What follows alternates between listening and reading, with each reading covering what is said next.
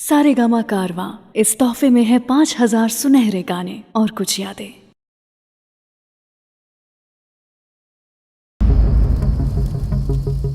सरपंच जी आज आई कि ना? अगर वो आज ना आई तब भैया ओकरा घरे चल के पंचायत लागी।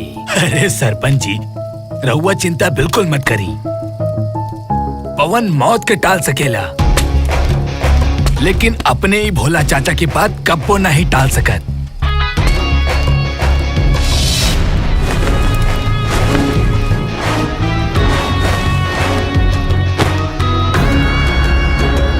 कैसन बड़ा पवन बेटा?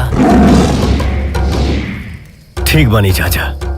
चंचल के भाई के कत्ल ना होके के चाहत रहे। ये बात पहले ही तय भइल रहे कि अब के चुनाव में कोनो खून खराबा ना होई। आपसी दुश्मनी के हम समाप्त करब, ये बात पे हमने के समझौता भी भई रहे। चाचा दुश्मनी निभावे के टाइम के कराबा, यहाँ तो मोहब्बत कैले भी जमाना हो गइल बा। दुश्मनी में ही तुमने मेरे भाई को मार दिया, वरना चंचल की जगह आज भैया बैठे होते यहाँ पे। यकीन रख हमरा पे भी और हमरा मोहब्बत पे भी। हम ना मर ले तोरा भाई के। चेहरे पे मासूमियत और पीठ पीछे आग बरसाने में माहिर है तू। गिरगिट की तरह रंग बदलना तो कोई तुमसे सीखे। रंग तो थोरो बदल गइल बा अब।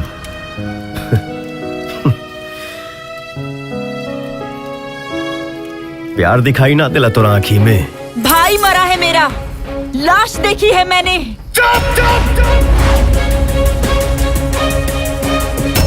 नाम पर दाग चिता के आग से कम ना होगा। मन तो करता है कि अभी तुम्हें ठोक दूं।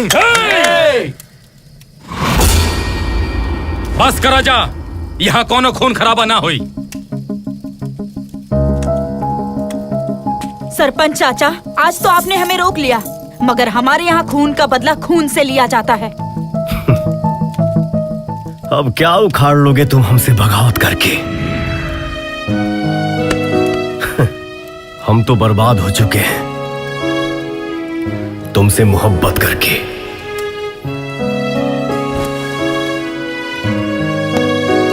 चलो सही चाचा। ठीक बा बेटा। इंतजार रही।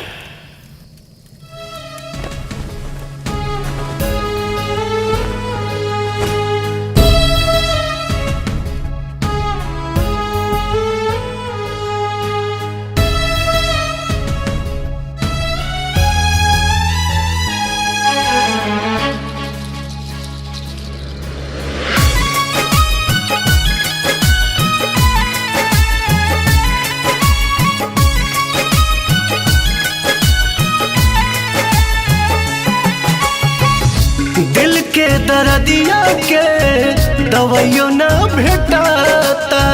छोने छोने आई हो दादा जाने अब जाता। हाँ, दिल के दर्दिया के दवाइयों ना भेटाता।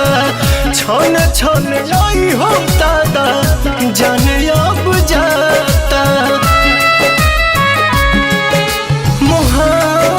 बेचाता है बाजार में, केहू पिएला जहरिया के करो प्यार में। मोहब्बत बेचाता है बाजार में, केहू पिएला जहरिया के करो प्यार में।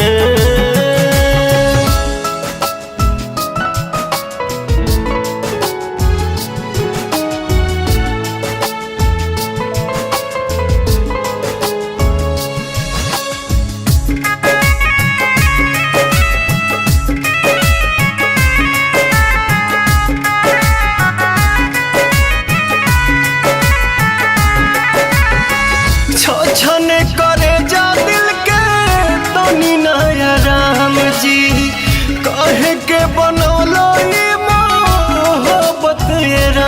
जी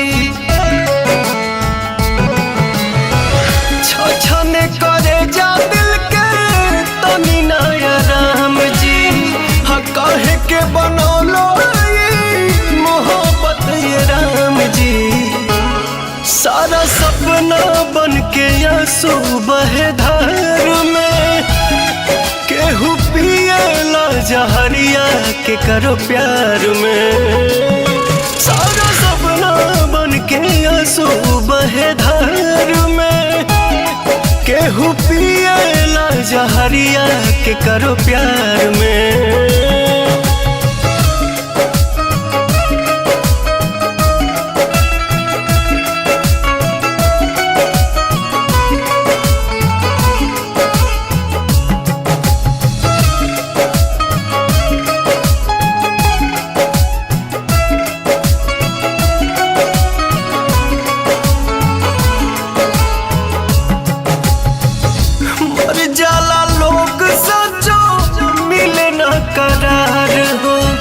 जिंदगी के बगीचा उजड़ आवे न बहार हो